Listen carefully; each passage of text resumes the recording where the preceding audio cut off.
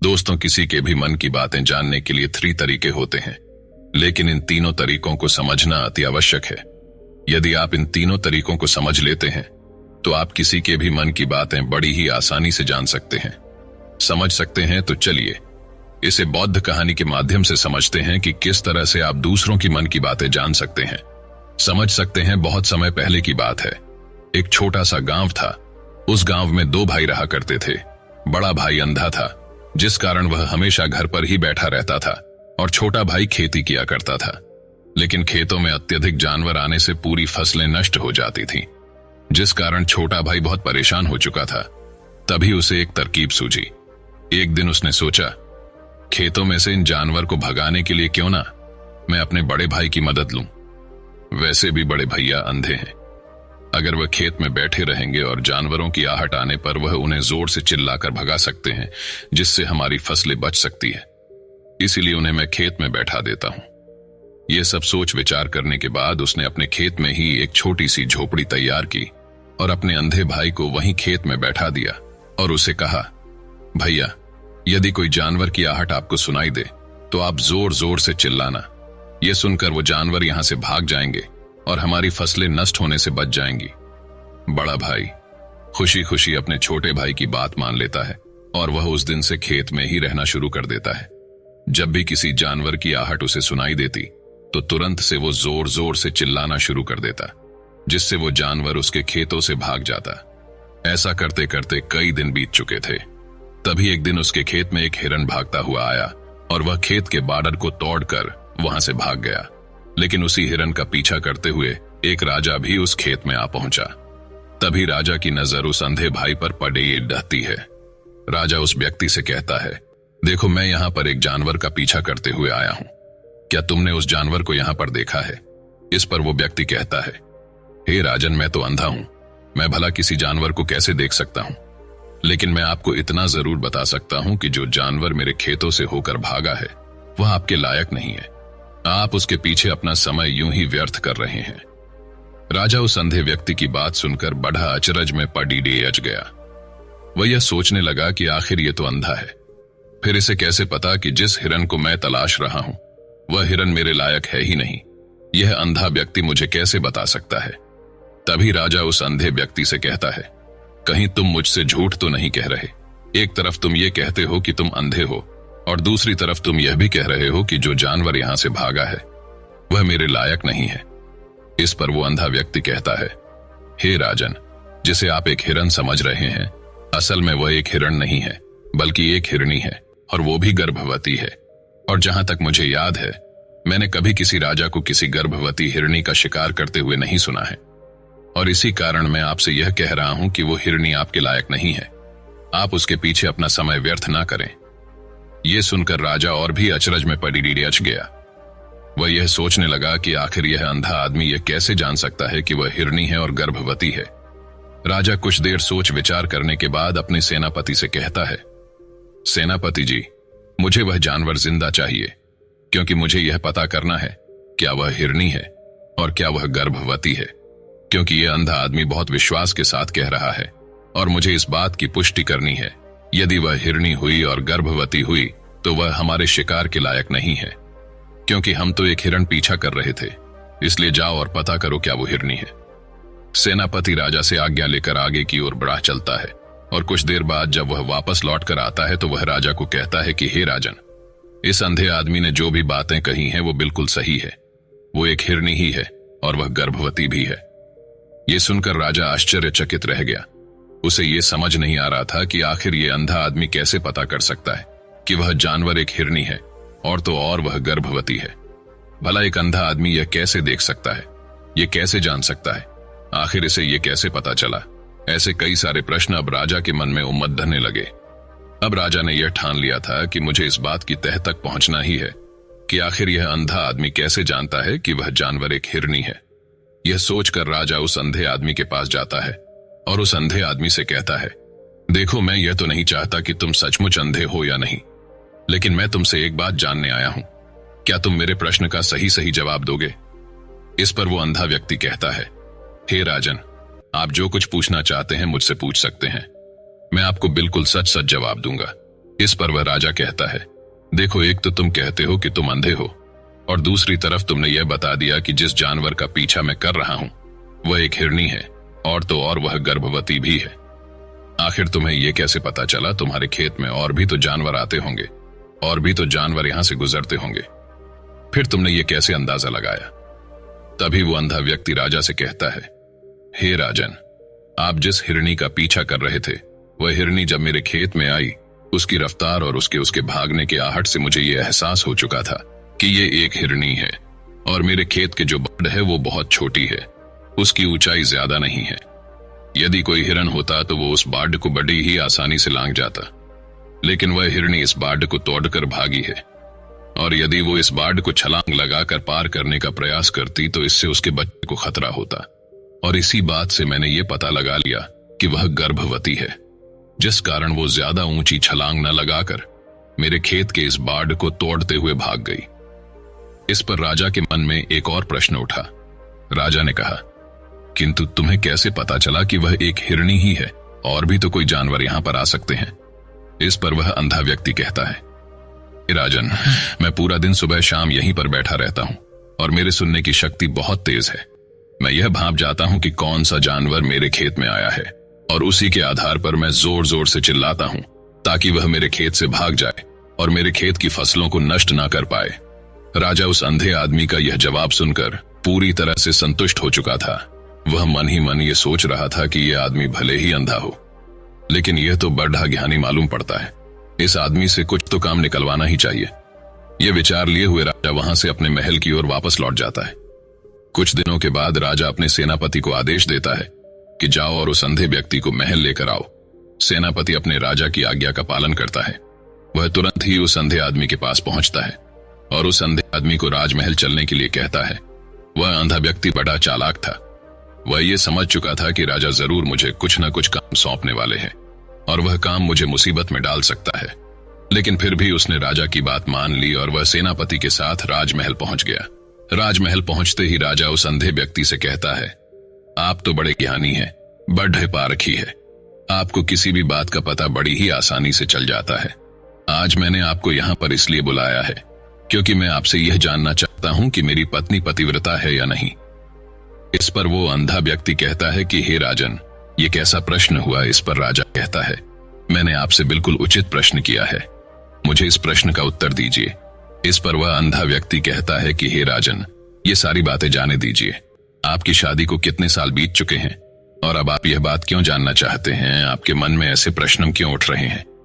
इस पर राजा जिद करते हुए कहता है, देखिए, आपको मुझे इस प्रश्न का उत्तर तो देना ही होगा।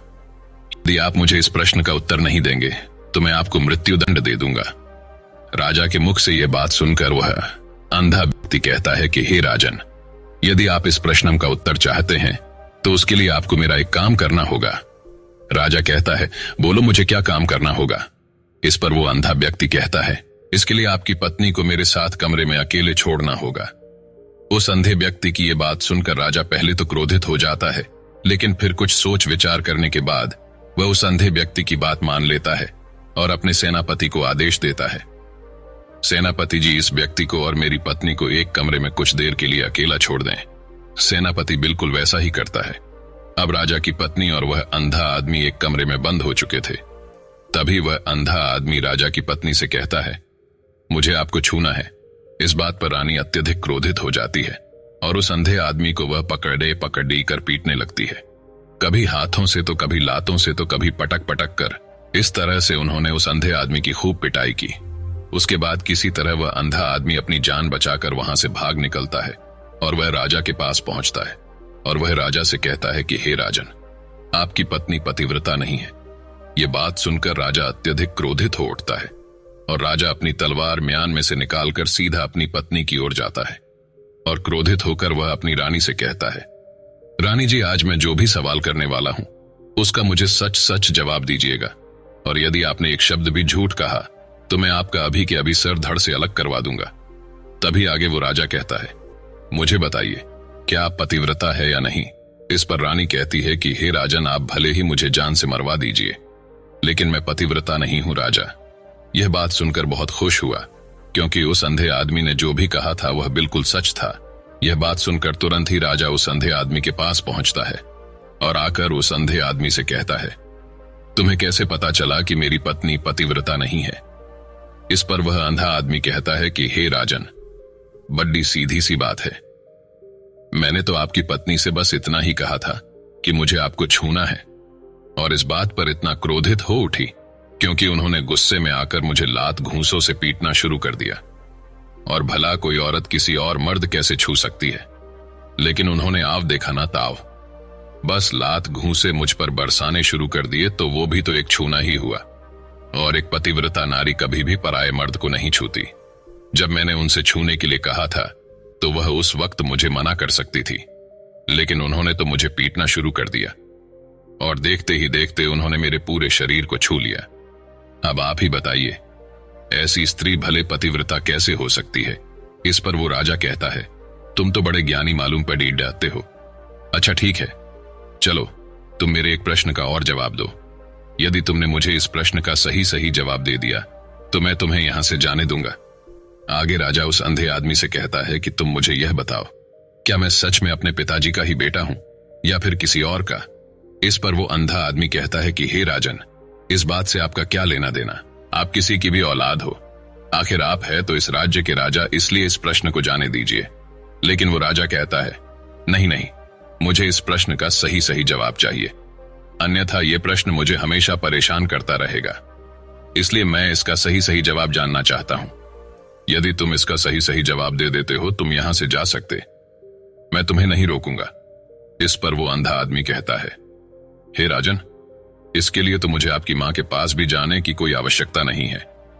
मैं आपको अभी के अभी ये बता सकता हूं कि आप किसकी औलाद है, लेकिन उससे पहले मैं चाहता हूं कि आप मुझसे एक वादा करें कि आप मुझ पर क्रोध नहीं करेंगे।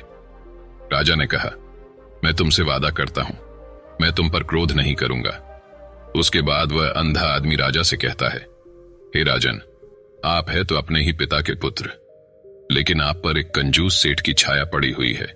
ये सुन राजा बहुत क्रोधित हो उठा और वह तुरंत तलवार निकालकर अपनी मां के पास जा पहुंचा। वह वहां पर पहुंचने के बाद अपनी मां से कहता है, मां मुझे सच सच बताइए, क्या मैं अपने ही पिता का पुत्र हूं या नहीं? यदि आपने मुझे सही सही नहीं बताया तो मैं यहीं पर अपने प्राण त्याग दूंगा। मुझे बताओ क्या सच है? इस पर उस राजा की मां कहती है, बेटा, तू है तो अपने ही पिता का पुत्र, लेकिन तुम्हारे ऊपर एक कंजूस सेठ की छाया पड़ी हुई है। जब मैं एक बार नहाने के बाद अपना मुंह आईने में देख रही थी, तभी उस कांच के पीछे मुझे एक कंजूस सेठ नजर आता है और उसी की छाया तुम पर पड़ चुकी है।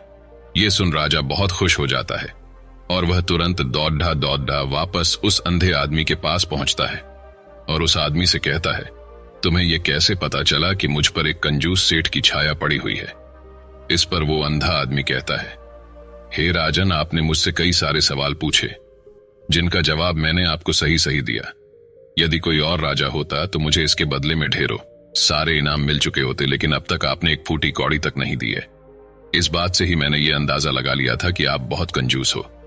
ये बात सुनकर राजा जोर जोर से हंसने लगा और कहता है कि आप जो भी मांगे वह मैं आपको अवश्य दूंगा, लेकिन मुझे यह बताओ कि तुम्हें कैसे पता चल जाता है कि कौन सी बात सही है और कौन सी गलत?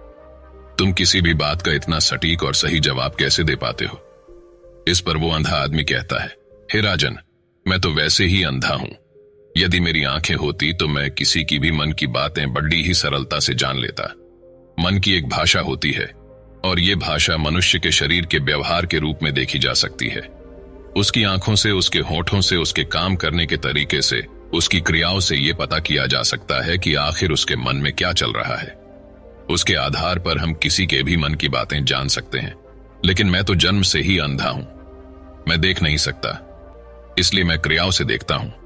यदि मुझे कोई बात जाननी हो तो अगले आदमी को कुछ काम देना पड़ता है, जिस पर वह व्यक्ति किस प्रकार काम करता है, किस तरीके से उस काम को करता है, उसके आधार पर ही मैं ये पता कर पाता हूं कि आखिर उसके मन में क्या चल रहा है। तभी वो राजन कहता है, तो क्या इसका अर्थ यह हुआ कि मैं भी किसी के मन की बातें जान सकता हूं? इस पर वो अंधा आदमी कहता है, हे राजन, अवश्य, किंतु उससे पहले आपको अपने ऊपर काम करना होगा, और वह है अपने मन को शांत करना, अपने मन को वर्तमान में लाना, जिसके लिए मैं आज आपको 3 तरीके बताना वाला हूं। और ये तीनों ही तरीके बड़े ही आसान व सरल है। किंतु हे राजन, उससे पहले आपको एक काम करना होगा, अपने मन को एकाग्र करना होगा। जब हम अपने मन को एकाग्र करते हैं, अपने मन को वर्तमान में लाते हैं, तो हम दूसरे के मन की बातें जान सकते हैं, क्योंकि वह आदमी अभी भी अपने मन में वर्तमान में ही सोच रहा है और हमें भी मन को वर्तमान में ही लाना होगा, तभी हम उसके मन की बातें जान सकते हैं। यदि हम अतीत में हुई घटनाओं के बारे में सोच रहे हैं, तो वो जो अगला आदमी वर्तमान में सोच रहा है, वर्तमान में अपने मन में बात कर रहा है, वो हम कैसे जान पाएंगे? क्योंकि हम तो अतीत की घटनाओं में डूबे हुए हैं। इसलिए किसी के भी मन की बातें जानने के लिए सबसे पहले हमें हमारे मन को एकाग्र करना होगा, उसे वर्तमान में लाना होगा। आगे वह अंधा व्यक्ति राजा से कहता है कि हे राजन, जो 3 तरीके मैं आपको बताने वाला हूं, इन 3 तरीकों से आप बड़ी आसानी से किसी के भी मन की बातें जान सकते हैं। उसके बाद वह अंधा आदमी राजा से कहता है कि हे राजन, सबसे पहला तरीका है, वह है आंखों पर ध्यान देना। किसी व्यक्ति से बात करते वक्त उसकी आंखों में देखना, उसकी आंखों पर ध्यान देना जो सबसे ज्यादा जरूरी है, क्योंकि आंखें बोलती नहीं पर बहुत कुछ कह जाती हैं। यदि हम किसी व्यक्ति की आंखों के इशारों को समझना सीख जाए, तो हम यह जान पाएंगे कि व्यक्ति के दिमाग में क्या चल रहा है, वह क्या सोच रहा है और वह अभी क्या करने वाला है। मेरे पास आंखें नहीं है, लेकिन मैंने अपने गुरु से यह विद्या सीखी है, क्योंकि बहुत साल पहले मेरे पास आंखें थीं और मैं उस वक्त लोगों के मन की बातें केवल उनकी आंखों से ही जान लेता था। इसलिए यदि आप भी दूसरों के मन की बातें जानना चाहते हैं, तो आपको भी उनकी आंखों पर गौर करना चाहिए, जैसे कि उनका आकार कैसा है, वह कब, कहां और किधर देख रहे हैं।